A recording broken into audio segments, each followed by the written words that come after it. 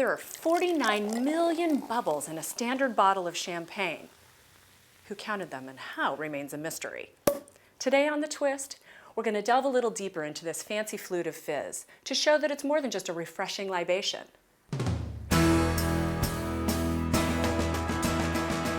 The Tamara Twist, a lifestyle show with an emphasis on the lighter side.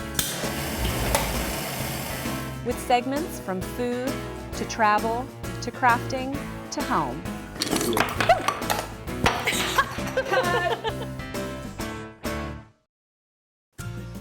In France, it's champagne, while Prosecco in Italy, it's Cava in España, and Sekt in Germany.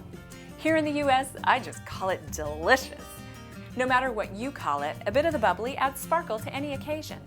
In fact, the mere of a cork signals the party to begin. And where we begin is how everyone first thinks of this drink. Purists will say that sparkling wine is meant to be sipped au naturel. For those not so tied to tradition, mixing a specialty cocktail can elevate even the finest of champagnes. I say they're both right. For your next event, let your guests decide by having a sparkling wine bar and some go-to classics. Add bitters to a sugar cube and a lemon twist, and you have a traditional champagne cocktail. Creme de cassis and champagne makes a Kir Royale. Of course, a little bit of OJ makes a mimosa, while peach puree and Prosecco make a Bellini. Our first twist on the champagne drink is my latest favorite, the cotton candy cocktail. Yay! I've made some cotton candy just for the occasion. This is strawberry flavored. We take some tufts of the fairy floss, as they call it down under, and fill the glass.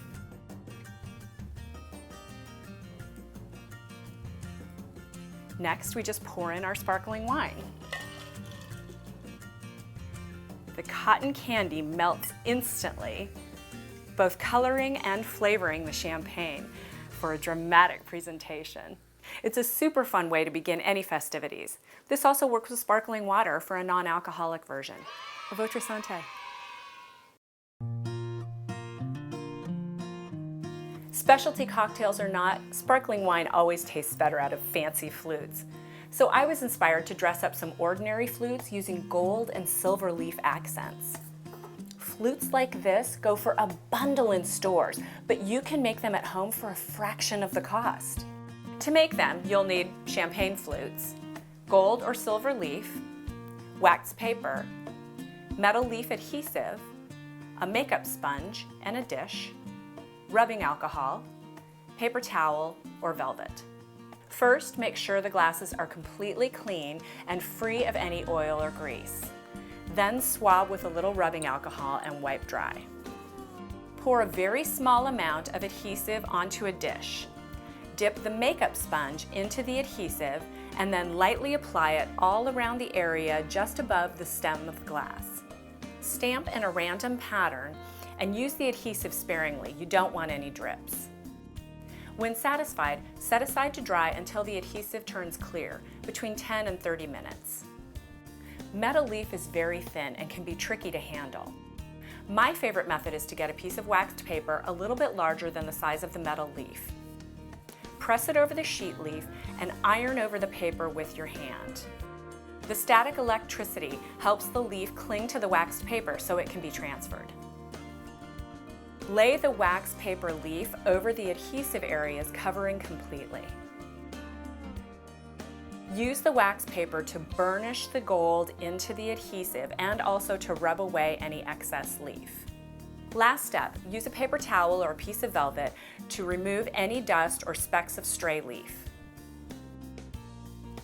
Your flutes are now ready to use. Needless to say, the leafed areas are delicate, so hand wash carefully.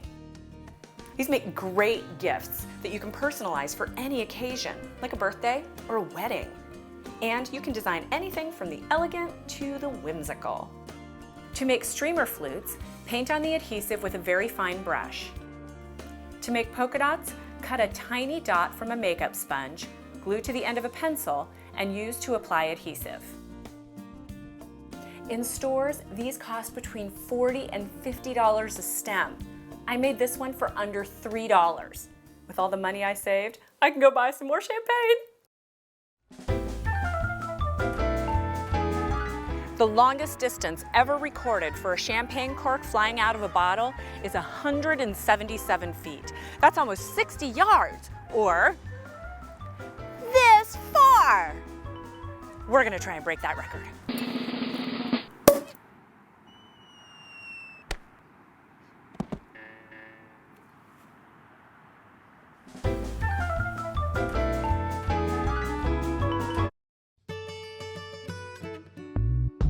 Along with being a tasty beverage, champagne makes for a marvelous ingredient to cook with. It is wine after all. Plus, the recipes I'm going to make don't require a newly opened bottle and are a great way to use leftover champagne. Leftovers? No such thing. It could happen. Yeah, Great. right. A wedding reception, a big party, all the bottles get opened, some of them don't get finished. Never gonna happen. Sometimes champagne is left out too long, but just because it's lost its fizz doesn't mean it's lost its flavor. A very tasty and extremely simple way to use leftover champagne is in a vinaigrette. Pour in a jar half a cup of olive oil, a quarter of a cup of champagne, 2 tablespoons of white wine vinegar, 2 teaspoons Dijon mustard, salt and pepper,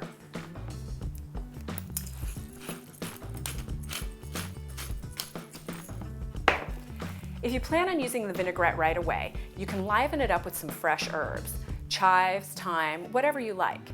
If you want to keep this on hand, use dried herbs. They'll hold up much better. I like to add herbs de Provence, and this will keep in the fridge for weeks.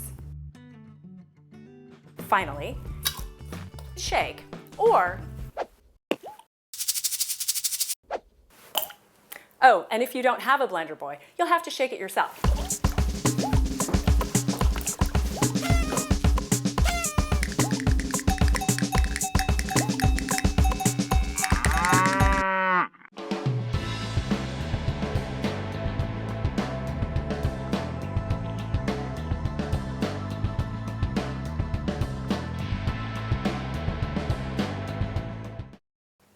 Another great way to use sparkling wine is as a poaching liquid because it infuses whatever you're cooking with the delicious richness of champagne. You can poach fish or vegetables. Today we're going to be poaching artichokes. Usually served with butter or mayonnaise, this is a flavorful way to eat this flower with almost no fat. We're going to chop the top off, the tips of the leaves, and the stem as well. Leave a little bit of it on there. Next, peel off a few of the bottom leaves because they can be tough. If you have any spines here, we're just going to trim those with scissors. Now our artichoke is prepped and ready for seasoning. First, mince some rosemary. This is fresh rosemary I'm using.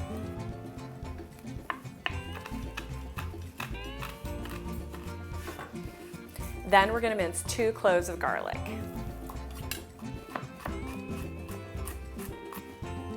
Take your artichoke and separate the leaves a little bit.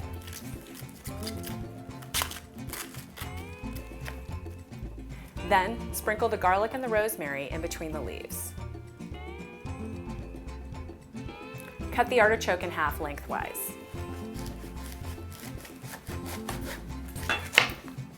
Then we're going to place this in our pan.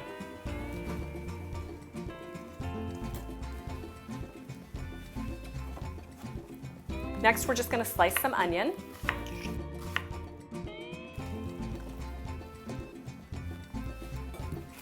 And a lemon.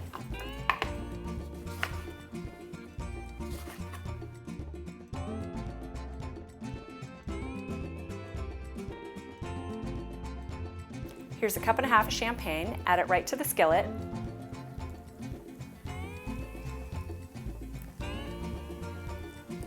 Half a cup of water, olive oil, season with salt and pepper,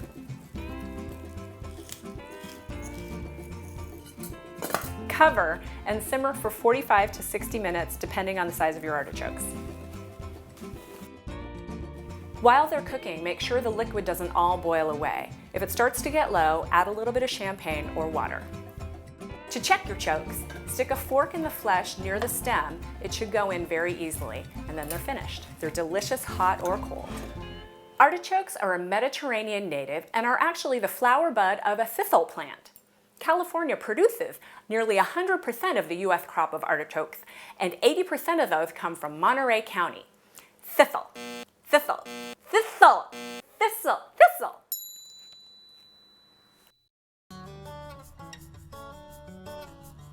You might not notice that this cute little bistro chair is actually made from something that most people throw away.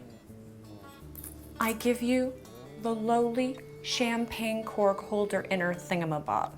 It's actually called a cage, or muselet, and by upcycling, you can make something beautiful and unique.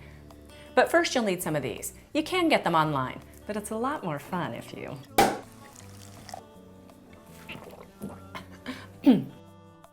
Unwrap this bottom loop,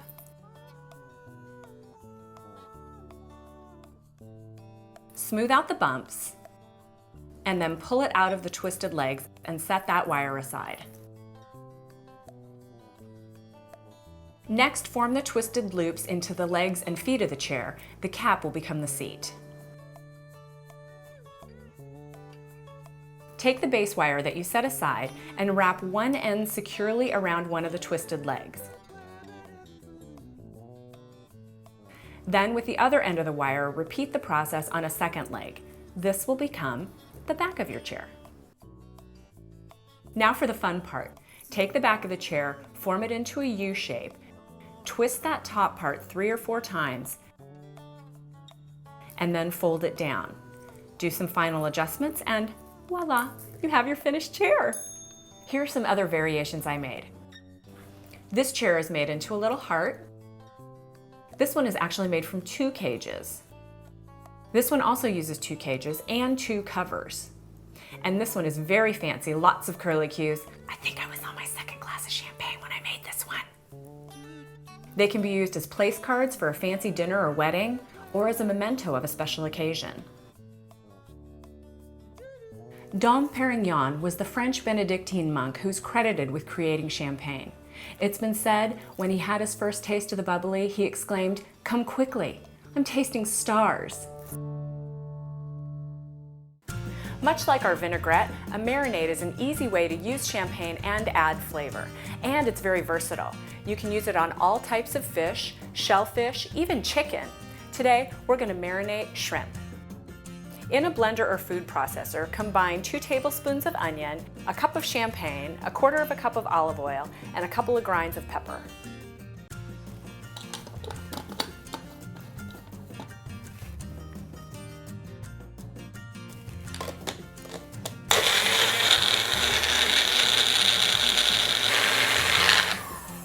And that's it, that's your marinade. Just pour it into the bag with the shrimp and let it sit for 30 to 45 minutes.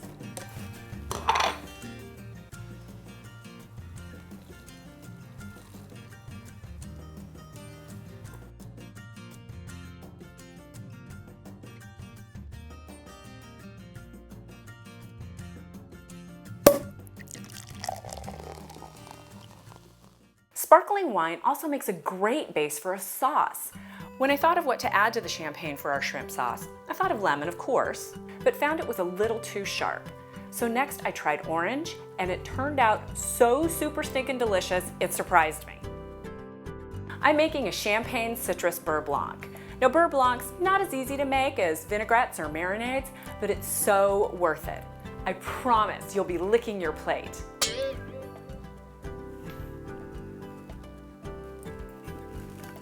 In this pot, I have champagne, the juice and zest of an orange, peppercorns, and onions.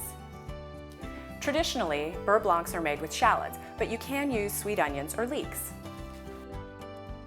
Cook over low to medium heat until reduced to about 1/4 cup. This will really intensify the flavors, especially the champagne. This can take 15 to 20 minutes. Stir often to avoid boiling over. So this has been cooking for about 15 minutes. You can see it's getting thicker and it's reduced quite a bit. We've got maybe 1 or 2 minutes left cooking. All right, so this is pretty much done. As you can see, if you pull aside the solids, we've got about 1/4 cup of liquid left, and that's perfect. Strain and set aside.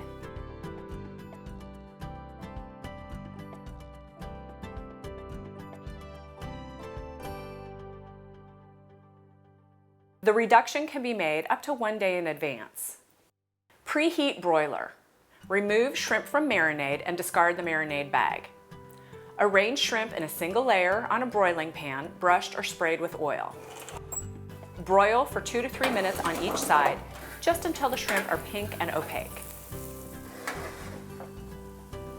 Return the saucepan with the champagne reduction to the stove over low to medium heat. Add butter 1 piece at a time, stirring continuously. Allow each piece of butter to melt before adding the next. Don't let it boil or the sauce will separate. Beurre blanc is a bit of a persnickety sauce to make. You must practice patience. Patience is a virtue. To serve, place a soupçon or 2 of beurre blanc on a plate, add shrimp, and garnish with chives and tarragon. If not serving immediately, keep the sauce warm in a thermos. Oh, and spare your guests the indignity of licking their plates on the sly by serving it with some bread.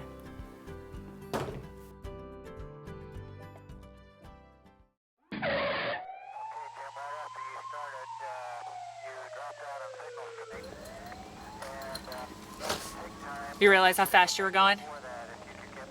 Was that an open container? I'm gonna have to write you up. Name? Corky what? Corky Prosecco. Oh, you're Italian. I love pizza.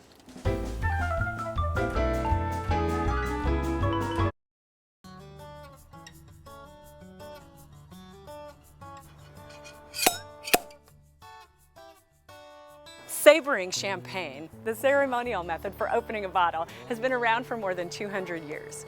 Most of the stories of the origin of sabering, or sabrage, date back to the early 19th century, when the saber was the weapon of choice for Napoleon's army.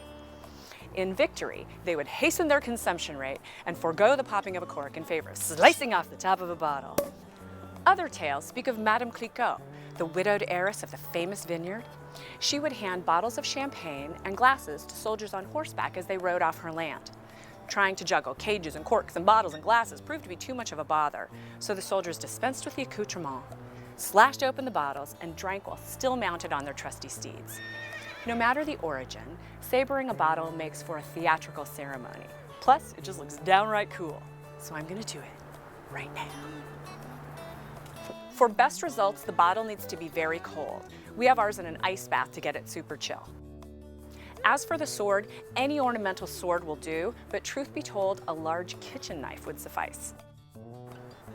I've seen people use the blade side of the sword, while others use the back.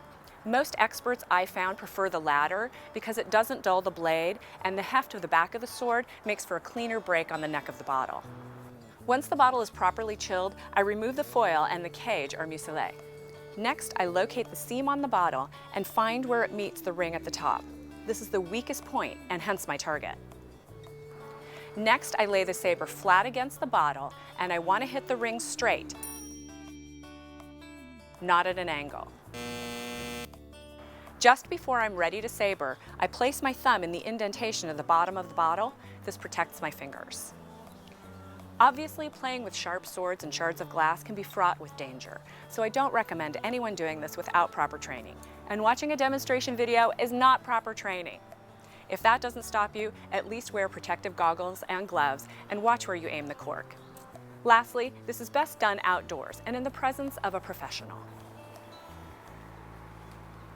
Better yet, in the presence of a medical professional.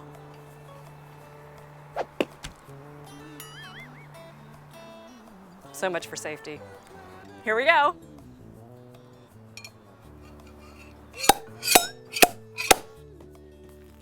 And because a little champagne is spewing out, we don't have to worry about getting glass in our glass.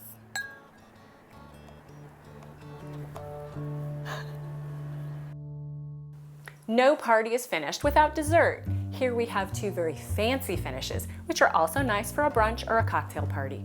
We'll start with Bellini Popsicles. Normally, Bellinis are made with Prosecco and peach puree. However, you can substitute any kind of sparkling wine, and I've chosen to use peach nectar so the popsicles will have a smoother texture. In a pitcher, add Prosecco, peach nectar, and half a cup of peach schnapps. Stir to combine, and now it's ready to put into molds. You can use regular popsicle molds, but you don't need to buy anything special. I'm just using paper cups and dressing them up with a variety of sterling silver spoons. Pour the mixture into the paper cups, then place the spoons. To center them, use foil with a hole poked in it. Wrap the foil over the top of the cup. Use a second piece of foil if needed to stabilize the spoon. Place in freezer overnight or until solid. Once frozen, unmold and serve. To make the unmolding easier, roll the cup between your hands. These treats are refreshing, pretty, and not too sweet. Wonderful as a dessert, but could also be served as a festive cocktail. Our second dessert is champagne jello shots. Gelatin desserts have been much maligned, but gelatin is enjoying a bit of a comeback with top chefs and upscale restaurants now serving it. Yay! In a medium saucepan, pour 1 cup champagne. I'm using sparkling rosé.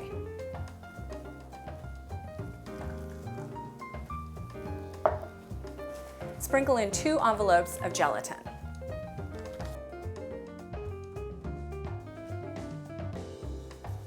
Let sit for a couple of minutes to allow the gelatin to soften.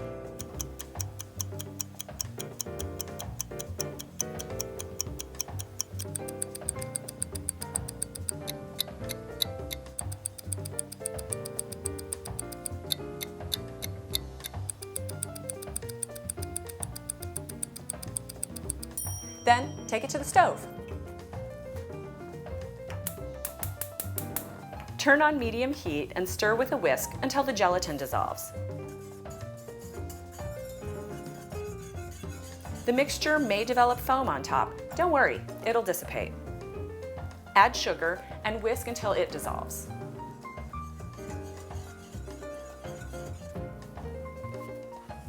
Pour the hot mixture into the remaining 3/4 of a cup of wine and amaretto.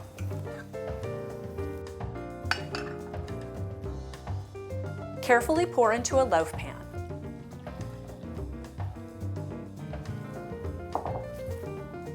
Refrigerate for at least 3 hours. When set, cut into small squares or use cookie or fondant cutters. If desired, add large crystal sanding sugar or edible glitter to the tops. But be sure to do this just before serving, as the sugar will melt over time. Your guests are sure to enjoy this tasty new twist on an old-fashioned classic. Here's our sparkle-filled table. We have luscious cocktails, delicious savories, fancy desserts, and champagne-inspired crafts. We've only just cracked the seal on the ways that champagne can add sparkle to your life. 49 million bubbles a bottle, a zillion possibilities. Cheers. See you next time.